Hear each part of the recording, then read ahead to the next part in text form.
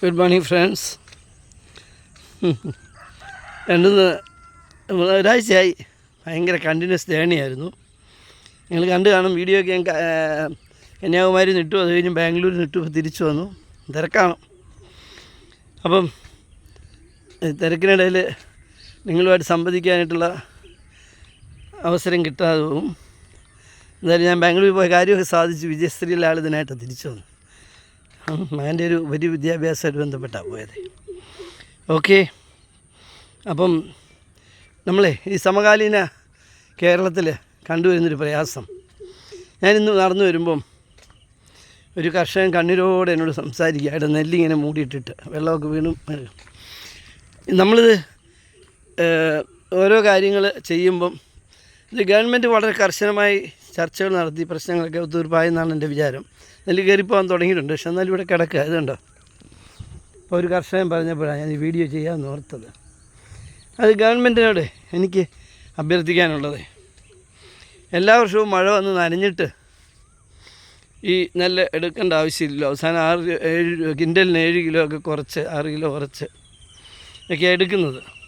ഒരു കാര്യമുണ്ട്, അവർക്കും പ്രശ്നമുണ്ട്. നെല്ലുകാർക്കും തൂക്കമില്ലാത്തതും ക്വാളിറ്റി ഇല്ലാത്തതും കൊണ്ടുപോയി അവർക്ക് നഷ്ടം വരും. ആരും നഷ്ടം നികത്താൻ നിൽക്കത്തില്ല. കർഷകന് നഷ്ടം വന്നാൽ ഗവൺമെൻറ് സർക്കാർ നഷ്ടം നികത്തി കൊടുക്കും. പക്ഷേ മില്ലുകാർ നഷ്ടം വന്നാൽ ആരും കൊടുക്കുക. അതുകൊണ്ട് അവർ അത് പറയും, സ്വാഭാവികമാണ്, അവർ പറയണമല്ലോ, അതാണല്ലോ ബിസിനസ്. അപ്പോൾ ഇതിനകത്ത് എനിക്കൊരു നിർദ്ദേശം വെക്കാനുള്ളത്, ഞാൻ വലിയ ആളൊന്നുമല്ല എങ്കിലും ഒരു നിയമം നിർമ്മിക്കുക. ഗവൺമെൻറ് ഉത്തരവിടുക, കർഷകൻ നെല്ല് കൊയ്ത് കഴിഞ്ഞാൽ അത് ഉടൻ ഏൽപ്പിക്കപ്പെട്ടിരിക്കുന്ന മില്ലുകാരനത് കളക്ട് ചെയ്തിരിക്കണം.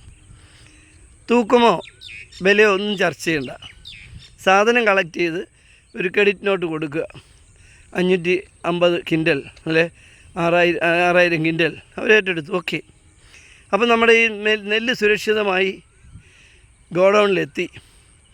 അത് കഴിഞ്ഞിട്ട് ലാഭനഷ്ടങ്ങളെപ്പറ്റി ചർച്ച ചെയ്യാം, അതിൻ്റെ വിലയെപ്പറ്റി ചർച്ച ചെയ്യാം, ഗവൺമെൻറ്റുമായിട്ട് ചർച്ച ചെയ്യാം, ഫിക്സ് ചെയ്യാം.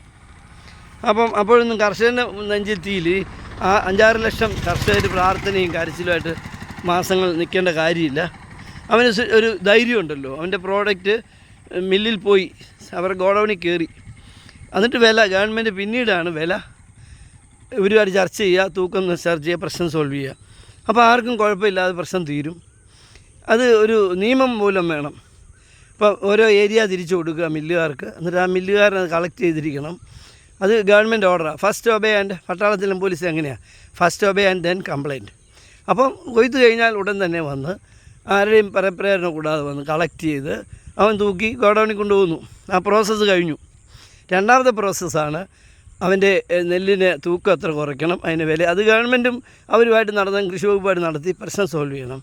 അതിനുശേഷം പേയ്മെൻറ്റ് കൊടുത്താൽ മതിയല്ലോ. എന്തായാലും കൊണ്ടുപോയ ഉടനെ പേയ്മെൻറ്റ് ആർക്കും കൊടുക്കുന്നില്ലല്ലോ. അപ്പോൾ ഈ കണ്ടെത്തി കിടന്നതേ ഒരു കർഷകൻ്റെ നെഞ്ചാണ് കിടക്കുന്നത്, മൂടിയിട്ടിരിക്കുക കണ്ടോ. അപ്പം ഇത് പെട്ടെന്ന് എല്ലാവരും കൂടെ നമുക്ക് കയറ്റാൻ ആളുമില്ല, അവരും ഓടി നടന്ന് നെല്ല് കയറ്റിക്കൊണ്ടിരിക്കുക. അപ്പം ഇത് ഇങ്ങനെയൊന്നും ചെയ്താൽ ഒരു നിയമസഭ നിയമം കൊണ്ടുവരണം. ഏത് കാര്യത്തിനും ഗവൺമെൻറ് ഇച്ഛാശക്തി നിൽക്കുമ്പം ഇതിനും കൊണ്ടുവരണം. അതായത് കർഷകനും കർഷക തൊഴിലാളിയും മില്ലുടമയും സർക്കാരുമെല്ലാം ഒരു മാലയിലെ വിവിധ മുത്തുകളാണ്. അപ്പോൾ ആ മുത്തുകൾ അതുപോലെ പരിരക്ഷിക്കപ്പെടണം. അപ്പോൾ തീർച്ചയായിട്ടും നമ്മൾ ഈ കർഷകൻ്റെ കരച്ചിൽ ഒഴിവാക്കാൻ പറ്റും, മില്ല് നടത്തുന്നവൻ്റെ കരച്ചിൽ ഒഴിവാക്കാൻ പറ്റും. ഇനി വേണ്ടി വന്നാൽ മില്ലിന് നഷ്ടം വന്നാൽ ഗവൺമെൻറ് അതൊന്ന് വകവെച്ച് കൊടുത്താലും കുഴപ്പമില്ല, അവർക്കത് കൊടുത്ത് ആ പ്രശ്നം സോൾവ് ചെയ്യണം. അപ്പോൾ അങ്ങനെ വരുമ്പം ഒരു സമ്പൽ സമൃദ്ധമായ ഒരു കേരളം നമുക്ക് കാണാൻ കഴിയും. ഈ കർഷകൻ്റെ കരച്ചിൽ എല്ലാ ക്രോപ്പിംഗ് ടൈമിലും കാണേണ്ട ആവശ്യമില്ല. അവനെ ഇങ്ങനെ വിഷമിപ്പിക്കരുത് എന്നാണ് നമ്മുടെ ചാനൽ അറിയിക്കുന്നത്, താല്പര്യപ്പെടുന്നത്. തീർച്ചയായിട്ടും ഈ ചാനൽ നമ്മുടെ ഇറ്റ്സ് മീ സൈമൺ യൂട്യൂബ് ചാനലിലുണ്ട്. അപ്പോൾ ചാനൽ ചില ആളുകൾ പറഞ്ഞു പഴയ വീഡിയോ ആണ്. It's me Simon YouTube channel എടുക്കുമ്പം എൻ്റെ ഒരു ഫോട്ടോ വരും, ഒരു പച്ച. ആ ഫോട്ടോ നിങ്ങൾ കൈ തോന്നിയാൽ മതി, പിന്നെ മുഴുവൻ വീഡിയോ ഉടനെ വരും. അതിന് ഇഷ്ടമുള്ളത് ചൂസ് ചെയ്യാം. ഓക്കെ, അത് ഇതിനകത്ത് അത്ര പരിണിതപ്രജ്ഞരല്ലാത്ത ആളുകളും കയറുന്നുണ്ടല്ലോ, അവർക്ക് വേണ്ടി അത് പറഞ്ഞത്. ഓക്കെ, എനിഹൗ നമ്മുടെ നാടിൻ്റെ സമഗ്ര വികസനം നമുക്ക് അഭിമാനം തരുന്നു.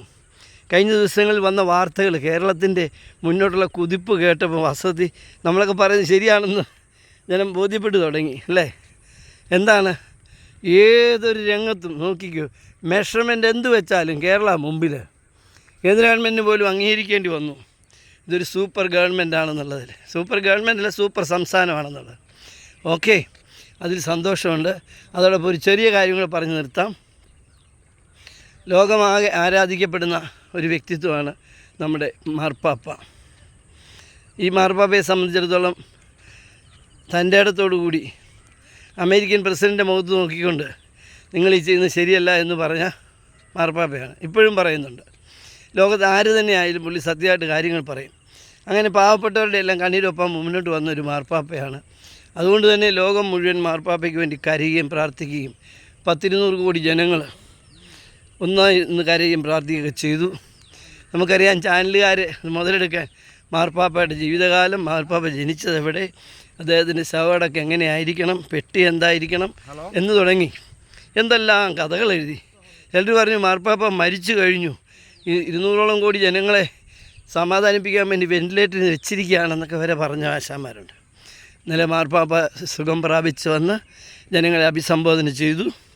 2 മാസം വിശ്രമത്തിന് നിശ്ചയിച്ചിരിക്കുകയാണ്. നിങ്ങൾക്കറിയാം, 2 ലങ്സിൻ്റെ രണ്ടും ന്യൂമോണിയ ബാധിച്ച് അങ്ങനെ രക്ഷപ്പെട്ടു വരുന്നവർ അത്യപൂർവമാണ്. അപ്പോൾ ജനങ്ങളുടെ പ്രാർത്ഥനയാണ് അതിൻ്റെ ഒരു വലിയ ഘടകമായി വന്നത്.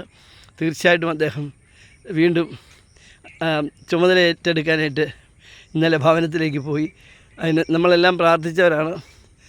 ജാതി മതഭേദമന്യേ എല്ലാവരും പ്രാർത്ഥിച്ചതാണ് മാർപ്പാപ്പയെ, ഫ്രാൻസിസ് മാർപ്പാപ്പയെ അങ്ങ് തിരിച്ചു തരണം. ഇതുവരെ ഇത്രയും വിനയവും ലാളിത്യമുള്ളൊരു മാർപ്പാപ്പ ഉണ്ടായിട്ടുണ്ടായിരിക്കും. നമുക്കറിയാം. ഇത് പ്രത്യേകം ശ്രദ്ധിക്കപ്പെട്ടു. ഈ ആധുനിക കാലത്തെ വാർത്താമാധ്യമങ്ങളുടെ പ്രവർത്തനം കൊണ്ടായിരിക്കും നമുക്ക് അത്രയും ബോധ്യപ്പെടും. നമ്മുടെ അടുത്ത് നിൽക്കുന്ന മാർപ്പാപ്പയായിട്ട് തോന്നിയിട്ടുണ്ട്.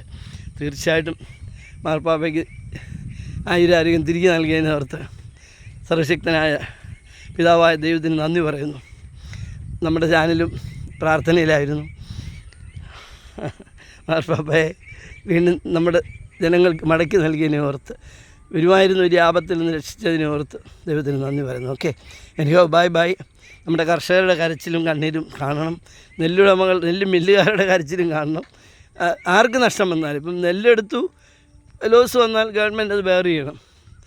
അതുപോലെ തന്നെ കർഷകനും ലോസ് വന്നാൽ അവനും ബെയർ ചെയ്യണം. ഈ കർഷകരെ സഹായിച്ചുകൊണ്ടെങ്കിൽ മില്ലുകാരും എല്ലാം ഒരു നാണയത്തിൻ്റെ ഇരുവശമായിട്ട് കണ്ടുകൊണ്ട് ഗവൺമെൻറ് നിയമം ഉണ്ടാക്കണം. നിയമസഭ ബില്ല് അവതരിപ്പിച്ച് പാസ്സാക്കണം. എങ്കിലേ അത് കൃത്യമായിട്ട് നടക്കത്തുള്ളൂ. അപ്പം ഓരോ ഏരിയയിൽ നെല്ലെടുക്കാൻ താല്പര്യമുള്ളവരോട് ചോദിക്കുക, താല്പര്യമുള്ളവരോട് ഡിക്ലെയർ ചെയ്യുക, അവരെടുക്കട്ടെ. അങ്ങനെ കൊയ്ത്ത് കഴിഞ്ഞാൽ 2 ദിവസത്തിനകം നെല്ല് ഗോഡൗണിൽ എത്തിയിരിക്കണം. അങ്ങനെ ഒരു നിലപാട് വന്നാൽ ഇപ്പോഴത്തെ കർഷകർ 10 മടങ്ങ് സന്തോഷത്തോടെ ചാടി ഇറങ്ങി വീണ്ടും കൃഷി ചെയ്യാനായിട്ട് വരും. അവർ 1 പൂ ചെയ്യുന്നവൻ 2 പൂ ചെയ്യാൻ ശ്രമിക്കും, 2 ചെയ്യുന്നവൻ 3 ചെയ്യാൻ ശ്രമിക്കും. അപ്പം അതിനുവേണ്ടി സർക്കാർ ഒന്ന് ഉയർന്ന് ചിന്തിക്കണമെന്നാണ് നമ്മുടെ പ്രവർത്തന അനുഭവങ്ങൾ വെച്ചുകൊണ്ട് പറയാനുള്ളത്.